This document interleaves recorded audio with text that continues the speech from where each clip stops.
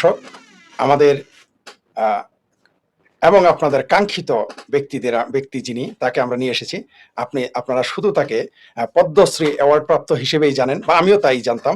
কিন্তু গত এক সপ্তাহে আসলে একটা মানুষের অজানাটা তার অপরাধ নয়, কিন্তু এই অজানাটা হচ্ছে আমার সাথে কিছুক্ষণ আগে অফ দ্য রেকর্ডে অনেক কিছুই কথা হলো স্যারের সাথে, আমাদের পদ্মশ্রী কাজী মাসুম আক্তার স্যারের সাথে আমাদের যে কথা হলো। আমরাও জানি যে মিডিয়া কত শক্তিশালী। মিডিয়া চাইলে অনেক কিছু সম্ভব, না হলে অনেক কিছুই সম্ভব। মিডিয়াকে তিলকে তাল করতে পারে, তালকে আবার তিল করতে পারে। আপনারা তিলকে তাল করতে দেখেছেন, কিন্তু তালকে তিল করতে যদি দেখে থাকেন তাহলে সেটা হচ্ছে আমাদের এই যে আমাদের সামনে যিনি রয়েছেন, আমাদের মাননীয় সম্মানিত পদ্মশ্রী পুরস্কারপ্রাপ্ত কাজী মাসুম আক্তার। তিনি হচ্ছেন উল্টা তালকে তিল বানিয়ে রাখা হয়েছে। একটা উদাহরণ দেবো প্লিজ, বাংলাদেশের দর্শকদের জন্য বলছি, এটা হয়তো কলকাতার মানুষজন জানে, ভারতের দর্শক জানে। সারা ভারতে যখন তাকে নিয়ে হইচই, তার উপর নির্যাতন, তার উপর নির্মমতা, তাকে হত্যা, ওয়াজিবুল কতল, তাকে ফতোয়া দেওয়া হলো। বাংলাদেশে কিন্তু তসলিমা নাসরিনকে তাড়িয়েছে। সেটা কিন্তু বাংলাদেশ একটা অগণতান্ত্রিক রাষ্ট্র, সেখানে চরম মৌলবাদী রাষ্ট্র। কিন্তু ভারত কিন্তু একটি গণতান্ত্রিক রাষ্ট্র। সেই জায়গা থেকে আমাদের সামনে যিনি রয়েছেন কাজী মাসুম আক্তার, তাকে পশ্চিমবঙ্গে, মানে তিনি যখন একজন শিক্ষক, একজন অধ্যক্ষ, তার প্রতিষ্ঠানে জাতীয় সঙ্গীত গাওয়ার জন্য, এটা আমরা অবশ্য জানি যে জাতীয় সঙ্গীত গাওয়ার জন্য তার উপর আক্রমণ, মানে অসম্ভব একটা ঘটনা। এবং এটা কিন্তু ব্যক্তি কাজী মাসুম আক্তারের উপর আক্রমণ না। আমি যদি বাংলাদেশে আমার জাতীয় সঙ্গীত গাই, বা পৃথিবীতে যে কোনো দেশের মানুষ যদি জাতীয় সঙ্গীত গাওয়ার অপরাধে তাকে আক্রান্ত করা হয়, গাওয়ার না শুধু গাওয়ানোর অপরাধ, মানে আরো বড় ব্যাপার, তিনি গাওয়াচ্ছিলেন, এটা কিন্তু আরো এটা কিন্তু ব্যক্তির উপরে হামলা নয়, এটা কিন্তু প্রতিষ্ঠানের উপর। কি প্রতিষ্ঠান? একটা দেশের জাতীয় সঙ্গীতের উপরে হামলা, যেটা কাজী মাসুম আক্তার স্যারের সাথে ঘটেছে। আরেকটু আমি বলি বাংলাদেশের দর্শকদের জন্য, সবচাইতে আশ্চর্যের বিষয় যে তিনি পশ্চিমবঙ্গ সরকারের কঠোর সমালোচকদের অন্যতম নয়, 1 নাম্বার, অন্যতমের মধ্যে অন্যতম। সেই সময়ও তিনি শ্রেষ্ঠ শিক্ষক হিসেবে রাজ্যে পুরস্কারপ্রাপ্ত। কেন্দ্রীয় সরকার তাকে একই সাথে, যেটা রেকর্ড। এছাড়া আরো তিনি পেয়েছেন যে আর চ্যান্সেলর নমিনি যাদবপুরের তো তিনি রয়েছেন। এছাড়া সমাজ সংস্কারক হিসেবে তিনি আমাদের তার কয়টা গুণের কথা বলবো। তিনি সমাজ সংস্কারক রূপে ডক্টর শ্যামা প্রসাদ সম্মাননা পেয়েছিলেন। আমাদের সামনে যিনি রয়েছেন পদ্মশ্রী পুরস্কারপ্রাপ্ত কাজী মাসুম আক্তার সাহেব, তার ব্যক্তিগত পুরস্কার হিসেবে তার ঝোলায় জমা রয়েছে সরকারি বেসরকারি মিলে 250 থেকে 300, এমন কথা আমরা শুনেছি। আমরা স্যারের মুখ থেকে শুনবো। আমরা তার সম্পর্কে মানে আসলেই অজানা। আমি বললাম তো, মিডিয়াকে সারা জীবন আমরা দেখেছি তিলকে তাল বানিয়েছে, কিন্তু তালকে যে তিল বানিয়ে রাখে, এটাই হচ্ছে আমাদের সামনে কাজী মাসুম আক্তার। আপনারা তার সম্পর্কে জানার চেষ্টা করবেন। তা আমার মনে হয় তার সম্পর্কে লিখতে গেলে মানে ছোটখাটো বই তো হবে, এতে কোনো সন্দেহ নাই, আমার যেটুকু মনে হচ্ছে। প্রিয় দর্শক, আমরা আজকে শিরোনাম দিয়েছি তসলিমা নাসরিনের অপমানে গর্জে উঠলেন ভারতের পদ্মশ্রী পুরস্কারপ্রাপ্ত কাজী মাসুম আক্তার। কেন তিনি গর্জে উঠলেন? তার ভিডিওটা তার চ্যানেলে, কাজী মাসুম আক্তার তার নিজস্ব যেটা ইউটিউব চ্যানেল, সেখানে আমি নিজে 2 বার দেখেছি। আমি অবাক হয়ে গেলাম তিনি তসলিমা নাসরিনের জন্য কিভাবে গর্জে উঠেছেন। কোন অংশ আর সংসদে 2 জন মুসলমান ব্যক্তিকে নিয়ে কথা বলেছিলেন। সৌমিক ভট্টাচার্য, যিনি বিজেপি রাজ্য শাখার সভাপতি, তিনি সংসদে তসলিমা নাসরিন, আমাদের তসলিমা আপা বাংলাদেশে, আর পশ্চিমবঙ্গের এই কাজী মাসুম আক্তারকে নিয়ে কথা বলেছিলেন। যে এই 2 জন মানুষের কৃতিত্ব নিয়ে তিনি সংসদে কথা বলেছিলেন। তাদের একজনকে আমরা এখন এনেছি। আমরা হয়তো সামনে কাজী মাসুম আক্তার এবং তসলিমা আপাকে নিয়েও আমরা একটা অনুষ্ঠান করবো আশা করতেছি, যদি তারা আমাকে সদয় হন আমার প্রতি এবং সময় দেন। জি স্যার, কাজী মাসুম আক্তার স্যার, আপনার কাছে আমার প্রশ্ন। আমি আপনার সেটা দেখলাম, সিদ্দিকুল্লাহ চৌধুরীর যে অপমান, আমরা এটা বুঝতেই পারি নাই যে আপনার সর্বশেষ যে সরকার কোথায় আছো, মানে এইরকম একটা প্রশ্ন আপনি সরকারকেও চ্যালেঞ্জ করে দিয়েছেন। সেই সাথে তসলিমার ভক্ত যারা আমাদের মতো বা দেশে বিদেশে, তাদের প্রতিও কিন্তু আপনি একটা চ্যালেঞ্জ করেছেন, তোমরা কি করলা? কারণ তাকে যেভাবে অপমান করা হয়েছে, যেভাবে, আমি অবাক হয়ে গেলাম। একজন মন্ত্রী ছিলেন তিনি, এই সিদ্দিকুল্লাহ চৌধুরী, তিনি কিভাবে এই ধরনের মানে বাজে শব্দ ইউজ করেন। নারী হিসেবে তাকে অপমান করেছেন, লেখিকা হিসেবে তাকে অপমান করেছেন, এবং একজন মানুষ হিসেবে তাকে অপমান করেছেন বলে আপনি উল্লেখ করেছেন, এবং আপনি রাষ্ট্রকে কাঠগড়ায় দাঁড় করিয়েছেন। সেই সাথে আমাদের মতো তসলিমা ভক্তদের কেউ আপনি কাঠগড়ায় দাঁড় করিয়েছেন। প্লিজ স্যার, এই ব্যাপারে একটু বলেন। প্রথমত আমি শুভেচ্ছা জানাচ্ছি শেখ ফরিদ সাহেবকে। আপনার কাছে আমার প্রথম আসা, আপনার সাথে প্রথম আলাপ, সবটাই প্রথম। আপনার নাম শুনেছি, আপনার ভিডিও কিছু দেখেছি, কিন্তু আমার সৌভাগ্য হয়নি আপনার সাথে বসার। আপনার যারা দর্শক গোটা পৃথিবীতে লক্ষ লক্ষ দর্শক, তাদেরকে আমার শুভেচ্ছা। আপনারা ভালো থাকুন, সকলকে ভালো রাখুন। আমি 2-3টে কথা, তসলিমা নাসরিন বিচ্ছিন্ন কাজী মাসুম আক্তার, এটা কিছুই নয়। এই বিশাল বিপুল মানব সমাজে আমরা কিছু বিচ্ছিন্ন ব্যক্তি মাত্র। আসলে কিছু আদর্শ, কিছু বোধ, কিছু চেতনা, কিছু ভাবনা, এটাকে লালন করতে হয়, যেটাকে পালন করতে হয় মনুষ্য সমাজকে বাঁচিয়ে রাখার জন্য, সমাজ থেকে যত ক্লেদ, কুচ, ঘৃণা দূর করার জন্য। হ্যাঁ, তাতেই মানবতার উত্তরণ ঘটে, সত্যের জয়গান তাতেই হয়। সেজন্যই আলোচনা। সেজন্যই প্রসঙ্গ তসলিমা, সেজন্যই প্রসঙ্গ কাজী মাসুদ আক্তার বা আপনারা যারা দূর দূরান্তে লোকচক্ষুর আড়ালের প্রতিনিয়ত কাজ করে চলেছেন, আমরা জানতে পারিনি মাত্র, এ আমাদের ব্যর্থতা। বিষয় হচ্ছে তসলিমা নাসরিন একজন লেখিকা, চিকিৎসক ছিলেন, লেখিকা। তার লেখা কারো পছন্দ হতে পারে, কারো অপছন্দ হতে পারে, এই মৌলিক অধিকার প্রত্যেকটা মানুষের আছে। কোনো বিষয় অপছন্দ করার অধিকারও আছে। পৃথিবীতে যুগে যুগে কালে কালে সঠিক সত্য যারা, তাদের বিরুদ্ধে গেছে বৃহত্তর মানব সমাজ। সে গ্যালিলিও বলুন, কোপার্নিকাস বলুন, সে হযরত মুহাম্মদ বলুন, তাকেও তো 13 বছর ধরে মক্কায় মারা হয়েছিল। সে রামমোহন রায় বলুন, সে বিদ্যাসাগর বলুন, তাদের সাথে লোক ছিল না। অর্থাৎ লোক কার সাথে প্রচুর পরিমাণে আছে, এটা দিয়ে কোনো কিছু মূল্যায়ন হয় না। যিনি বলছেন তার সাথে সঠিক দর্শন থাকলে ওটাই আসল। সঠিক কারা আছে, যুক্তি বুদ্ধি সম্মত মানুষরা, তারা সঠিকের সাথে থাকে, তারা হচ্ছে সংখ্যালঘু। এই ভোটের রাজনীতিতে আমরা সংখ্যা গুরু দেখি, কিন্তু বাস্তবতার, মানবতার, শিক্ষা দীক্ষা বোধ, চেতনা, সংস্কার, সাধন, এই যে ভাবনা, এতে কিন্তু আমরা দেখবেন সবসময় সংখ্যালঘুদের জয়গান হয়, সংখ্যা গুরুদের জয়গান হয় না। এটা খুব ইন্টারেস্টিং, মাথা রাখবেন। তাই তসলিমা নাসরিনের জন্য যদি পশ্চিমবঙ্গের মুসলমান সমাজের একটা বড় অংশ শ্রদ্ধাভক্তি জ্ঞাপন করে, তাদের যাই লক্ষ্য থাকুক না, যাই না থাকুক না, যদি যুক্তি দেখে থাকে, সেটা অবশ্যই পূজনীয়, বরণীয়, গ্রহণীয়। প্রশ্ন হচ্ছে, তসলিমার সব কথা কি সবার পছন্দ হতেই হবে? না, হতে হবে না। সব কথা সবার পছন্দ হতেই হবে না। শেখ ফরিদের সব কথা সবার পছন্দ হতেই হবে, এরকম কোনো বিষয় না। মহাপুরুষদের মধ্যে তো কনফ্লিক্ট আছে। এক মহাপুরুষ এক কথা বলেছে, অন্য মহাপুরুষ অন্য কথা বলেছে। তাহলে দুটো মহাপুরুষদের অনুগামীরা রাস্তায় নেমে মারপিট করবে? না, তারা বৌদ্ধিক আলোচনা করবে। তরবারি নয়, পেনটা তাদের কাছে আসুক, পেন দিয়ে আলোচনা হবে। আর আমাদের একটা দেশ আছে, ভারতবর্ষ, বাংলাদেশ, যেখানে আদালত আছে, শাসনতান্ত্রিক প্রতিবিধানের মৌলিক অধিকার রয়েছে জনগণের, আদালতে যাবে। তসলিমা নাসরিনের বক্তব্য অনেক লোকের কাছে নমস্য, গ্রহণীয়, বরণীয়, আর একটা অংশের কাছে গ্রহণীয়, বরণীয় নয়। তার বিরুদ্ধে প্রতিবাদ করবে, প্রতিরোধ করবে। প্রতিরোধ মানে হচ্ছে কথার প্রতিরোধ, পেন দিয়ে প্রতিরোধ, আর নাহলে আদালতে যাবে। কোথায় অপরাধ আছে, কোথায় না আছে, কোথায় ভুল বলেছেন, কোথায় ধর্মীয় অসম্মান করেছেন, নবীকে অসম্মান করেছেন, যাই কিছু করেছেন। নবীকে সম্মান করার যেমন অধিকার আছে, নবীর যারা ছাত্র, নবীর জীবনকে পর্যবেক্ষণ করতে গিয়ে যদি কোনো কালো খুঁজে পায়, সেই কালোকে বিশ্লেষণ করার অধিকার আছে। তবে তো স্বচ্ছতা আসবে। কাজী মাসুদ আক্তার শ্রেষ্ঠ, শ্রেষ্ঠ বললে হবে না। কাজী মাসুদ আক্তারের জীবন ধারণকে, তার চলাফেরাকে কোষ্ঠী পাথরে যাচাই করে মূল্যায়িত করে যদি কেউ শ্রেষ্ঠ বলে, তাহলে সেই শ্রেষ্ঠ মান্যতা আছে, আবেগের শ্রেষ্ঠতা নয়। মমতা ব্যানার্জি বলে একজন ছিলেন মুখ্যমন্ত্রী পশ্চিমবঙ্গের 15 বছর ধরে, তিনি মা মা মা মা প্রত্যেকের মা ছিলেন। যত এমপির মা, যত এমএলএর মা, পশ্চিমবঙ্গের বৃহত্তম লোকের কাছে মা মা মা, সততার প্রতীক ছিলেন। তো কোষ্ঠী পাথরে মমতাকে যাচাই করা হয়নি, কাজী মাসুদ আক্তাররা যাচাই করেছিল, তাকে ধরিয়ে দিয়েছিল যে তিনি মা নয়, তিনি অন্য কিছু, তিনি অন্য কিছু। মায়ের ধারণ করে আছে, বেশ মায়ের বেশ ধারণ করে সন্তানের গলা টিপে মারার জন্য যদি কোনো চক্রান্ত থেকে থাকে, সেই চক্রান্তে তিনি হচ্ছেন রূপকার। এটা কাজী মাসুদ আক্তাররা 15 বছর ধরে বলে আসছে।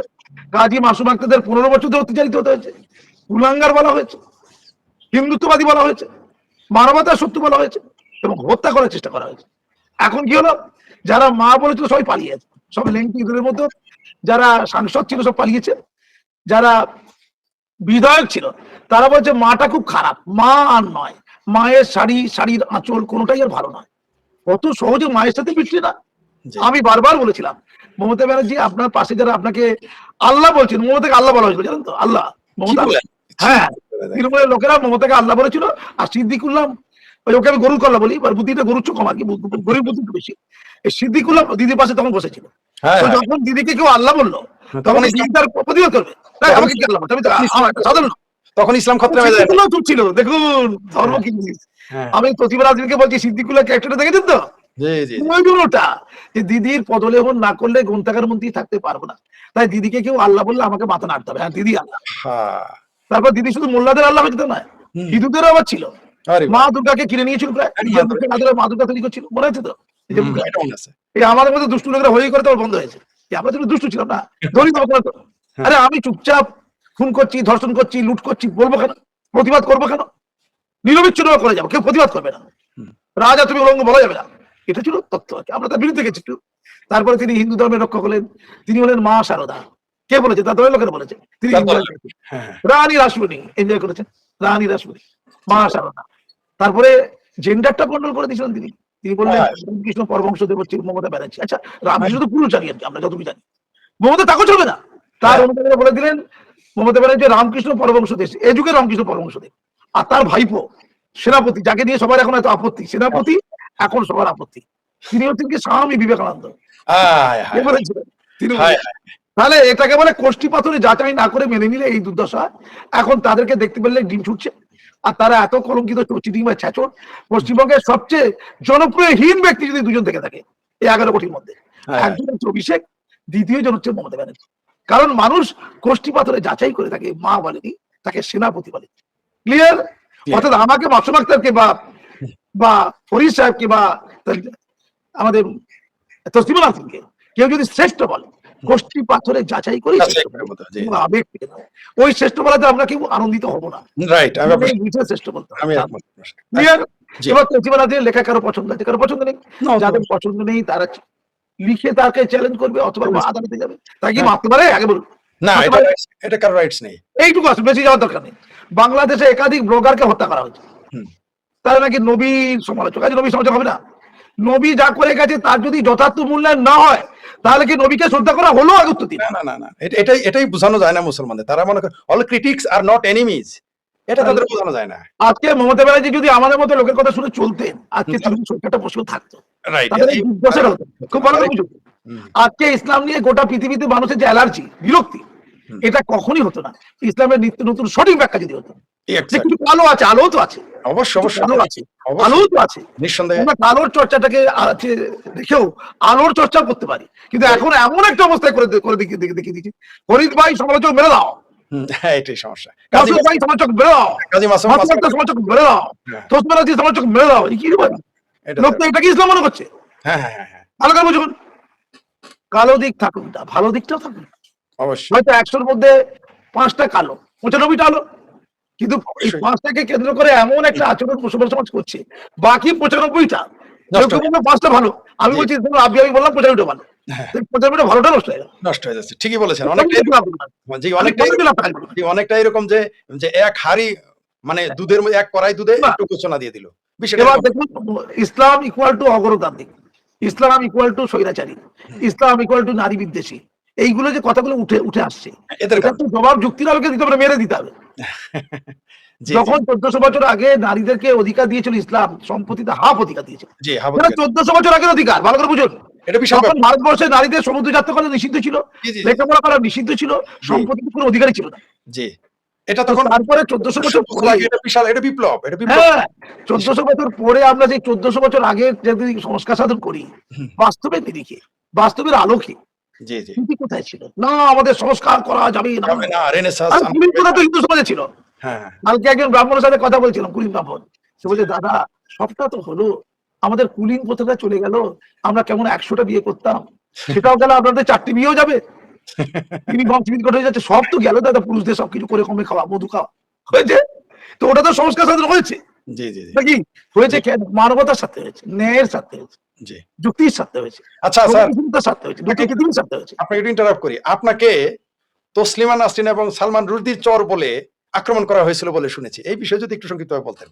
দেখুন, আমাকে যখন মারা হয়েছিল না, আমি একটা উচ্চ মাধ্যমিক সরকারি স্কুলের হেডমাস্টার ছিলাম। সেখান থেকে আমার মনে হয়েছিল মেটিয়াতে যাবো, ওটা ঠিক করবো, সংস্কার সাধন করবো। কেউ যদি প্রেসিডেন্সি ইউনিভার্সিটি ছেড়ে ওই ঝাড়গ্রাম কলেজে পড়াতে যায়, সেটা যেমন ত্যাগ, কিন্তু ত্যাগই বলতে পারে। অবশ্যই রিফর্ম করতে, আমার বেতনও হলো, রিফর্ম হলো, বেতন একটু কমেছিল, আমি হায়ার সেকেন্ডারি জায়গা থেকে সেকেন্ডারি জায়গায় গিয়েছিলাম, নিজের বেতন কমিয়েছিলাম। এরকম আছে তুমি পাগল? আমি সেই আমাদের মধ্যে কিছু পাগল সমাজ এখন ঘুরে আসছে, জানেন তো, আমরা বেসিক্যালি পাগল বলেই তো আপনি সমাজ সংস্কারক পুরস্কার পেয়েছেন সমাজ প্রশাসন। এই জন্য গিয়ে কি করেছিলাম জানেন তো, ওটা মাদ্রাসা ছিল, আমি স্কুল থেকে মাদ্রাসা গিয়েছিলাম, রেকর্ড, আমি সরকারের কাছে ইন্টারভিউ দিয়ে মাদ্রাসা গিয়েছিলাম, যে স্কেল এক সব এক। 30% হাই মাদ্রাসাতে যত পশ্চিমবঙ্গের শিক্ষক আছে, তার 30% বেশি হচ্ছে হিন্দু শিক্ষক। হাই মাদ্রাসা, সরকারি মাদ্রাসা, যেটা মডার্ন কারিকুলাম সিলেবাস ফলো করা হয়, সেই হাই মাদ্রাসা হেডমাস্টার হয়ে গিয়েছিলাম। এবং অনেক হাই মাদ্রাসা আছে, যেমন ওলোগ্রাম হাই মাদ্রাসা, সেখানে 65% ছাত্র হচ্ছে ধর্মে হিন্দু বা খ্রিস্টান। ক্লিয়ার? মানে মাদ্রাসা বলতে যে খারিজি মাদ্রাসার কথা বলা হয়, তসলিমা নাসরিন বা আপনারা যে মাদ্রাসার কথা বারবার আপত্তি তোলেন বা আমি আপত্তি তুলি, সেটা হচ্ছে খারিজি মাদ্রাসা, যেখানে কোরআন হাদিস ফিকহ শেখানো হয়। সেই সংখ্যাটা পশ্চিমবঙ্গে প্রায় 7,000, আর সরকারি মাদ্রাসা 7,000। আর সরকারি মাদ্রাসা যেটা আধুনিক সিলেবাস প্রায় ফলো করা হয়, তার মধ্যে সিনিয়র মাদ্রাসায় পুরোটা আধুনিক সিলেবাস ফলো করা হয় না, আধা কিছুটা আধুনিক কিছুটা ধর্মীয়, সেই সংখ্যাটা হচ্ছে 614টা। কটা? 614। তো আমি 614-র মধ্যে একটা হাই মাদ্রাসায় নষ্ট হয়ে গেছি, তালপুকুর আর হাই মাদ্রাসা বেটি পড়েছে। কেন গিয়েছিলাম? ওইখানে পড়াশোনা করিয়ে ওই অঞ্চলকে সংশোধিত করার জন্য, মানে স্কুলকে না কিন্তু গোটা অঞ্চলকে টার্গেট দিয়ে গেছিলাম। ওই যে সমাজ সংস্কারটা কি বলেছে না, সমাজ সংস্কারক, ওটা তো মুখে বললে হয় না দাদা, কাজে করে দেখাতে হয়, এবং দীর্ঘমেয়াদী এবং দীর্ঘমেয়াদী। তো আমি ওখানে গিয়ে আর্লি ম্যারেজ বন্ধ করেছিলাম 100-এর বেশি। অল্প বয়সী 6-7 পড়ছে বিয়ে দিয়ে দিত, চেপে গিয়েছিল। আমাদের নবী আয়েশাকে বিয়ে করেছে অল্প বয়সে, আপনি কি নবীর চেয়ে বড়? চলে গেল। মানে এই পৃথিবীতে এটা ঠিক নয়, ওই পৃথিবী আলাদা ছিল 1400 বছর আগে। আমাদের তো বঙ্কিমচন্দ্র অল্প বয়সে বিয়ে করেছে, রবীন্দ্রনাথ করেছে, তখন চুলটা ছিল। আর মেনসুরেশন হলেই বিয়ের বয়স হয়ে গেল, 9 বছরের বিয়ের বয়স। আমাদের ভারতের সংবিধান আছে, এটা দেশ, ভারতবর্ষ একটা দেশ, সবাইকে নিয়ম মেনে চলতে হবে। মহিলাদের স্বাস্থ্যের জন্য ক্ষতিকর ওটা, মহিলাদের জন্য ক্ষতিকর, বাচ্চাদের জন্য, যে বাচ্চাদের বিয়ে হচ্ছে। তো 100 বেশি আটকে ছিল, পুলিশকে বলে আমি নিজেও তো দেখছি এটা করা যেত। তখন ওই কন্যাশ্রী চালু হয়নি, বুঝলো। তারপরে আমি জল পড়া, পানি পড়া, তেল পড়া তাবিজ বন্ধ করে দিয়েছি। দেখুন, মুখে বলা, ডায়লগ দেওয়া, আলোচনা করা সহজ, প্র্যাকটিক্যালি নিজের কর্মক্ষেত্রে করা কিন্তু খুব কঠিন। নর্মালি ম্যালেরিয়া হলে জল পড়া খাবে, ইমামদের ইনকাম হবে। আমি বলে ল্যারিয়াকে খাও, ওই যে ওই এর ট্যাবলেট আর কি আমাদের, ম্যালেরিয়ার ট্যাবলেট, আমি কামাই করলে ছাড়বো না, চলবে না, এগুলো সব বেআইনি, এগুলো সব অবৈজ্ঞানিক, সব একদম চলবে না। জল পড়া, পানি পড়া, তেল পড়া তাবিজ, এই যে পশ্চিমবঙ্গে ফুরফুরা শরীফ বলে, এই যে পীরজাদা গুলো আছে, বিরোধী কাজ, দরগা তো ইসলাম বিরোধী কাজ, তাদের পেশাটা কি? তাদের পেশা জল পড়া, পানি পড়া, তেল পড়া তাবিজ। গরিব মুসলমানদের পয়সা লুটে নাও, তারা ডাক্তার কাছে বলছে নিজেই পানি পড়া, জল পড়া দিচ্ছে, এতে কেউ বাঁচবে জাতি? এটাকে বন্ধ করতে হবে তো। নিজেরা আবার হাসপাতালে যায়, নিজেরা হাসপাতালে যায়, নিজের করতে যায়। আর সেখানে নওশাদ সিদ্দিকী আছে, সে বলছে বাংলাকে শুধরে দেবো। আরে নিজের পরিবারকে শুধরা, তোর পরিবারে কুসংস্কার আছে, শুধরা। আপনি আচরিত। আমারও দাদার বাবা বিখ্যাত পীর ছিলেন, হাজার হাজার শিষ্য আছে। তাহলে আপনি তো পীরজাদা। দুষ্টু জাদা, হারামটা বললাম না, দুষ্টু জাদা, ওটা খারাপ কথা আর কি। আমি তো দুষ্টু জাদা। তো আমি যেটা বলছি, আমার পায়ে ধুলো নিলে তারা বেঁচতে যাবে কোথায় যাবে? মানে আমার যে দাদার বাবা, তার যে কবর আছে, সেই কবরের কাছে নাকি জল রেখে দিয়ে খেলে নাকি ক্যান্সার ভালো হয়ে যায়, লোকের ধারণা ক্যান্সার ভালো হয়ে যায়। আমি বলে পাগলামি ছোটান, আর আমার পায়ে ধুলো নিলে নরকে যাবেন, আমি মোস্ট বদমাস লোক, এসব ছাড়ুন। অর্থাৎ আমার পায়ে ধুলো নিয়ে লোক বেঁচতে যাবে, লোকের ধারণা। বলুন কি বলবেন, কুসংস্কার কাকে বলে?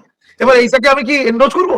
না, এটাকে নিয়ে কি করে কমে খাবো, মাথায় টুপি দিয়ে দাঁড়িয়ে রেখে? বলুন, সুযোগ তো পেয়েছিলাম, করিনি তো, করা যায় না তো, এটাই তো তফাৎ। স্যার আমরা শুনেছি, আমি একটু ইন্টারাপ্ট করলাম, ভুলে যাবো না হলে খুব, মানে স্যার আমি আসলে আপনাকে নিয়ে, আমি জানি না, অনেকে লিখতেছে আপনাকে নিয়ে আরো পর্ব করতে। যাই হোক, আপনি দাঁড়িয়ে রাখেন নাই বলে আপনাকে মাত্র, আপনি একজন শিক্ষক, আপনি অধ্যক্ষ, আপনাকে যেতে দেন, এই ব্যাপারে যদি কিছু বলেন। আমি ওই জায়গাতেই আছি, আমি ওই তালপুর আড়াই মাদ্রাসা করে বলতে গিয়ে এই জায়গায় চলে এলাম। আসলে এত বিস্তৃত আলোচনার জায়গা আছে না।